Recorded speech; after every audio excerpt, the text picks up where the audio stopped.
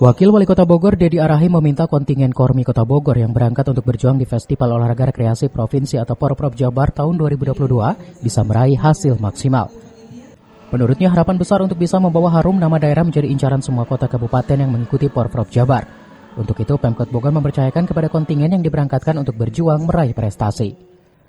Kormi Kota Bogor sendiri menerjunkan beberapa cabang olahraga di Porprov Jabar. Seperti cabang olahraga tersebut adalah cabang olahraga kesehatan kebugaran atau OKK, 4 cabang olahraga tradisional kreasi budaya OTKB, dan 1 cabang olahraga petualangan dan tantangan.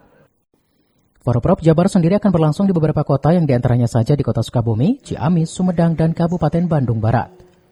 Lepas kontingen Kormi Kota Bogor, ya, mudah-mudahan menoreh prestasi terbaik, mengharumkan nama Kota Bogor, dan membanggakan seluruh masyarakat Kota Bogor. Kita lepas dengan mengucapkan Bismillahirrahmanirrahim dan kita doakan berangkat sehat, selamat, ya, kemudian pulang sehat, selamat, berprestasi dan membanggakan kita semua. Demikian wabillahi taufiq wal hidayah. Dari Kota Bogor, Cevi Suryadi melaporkan.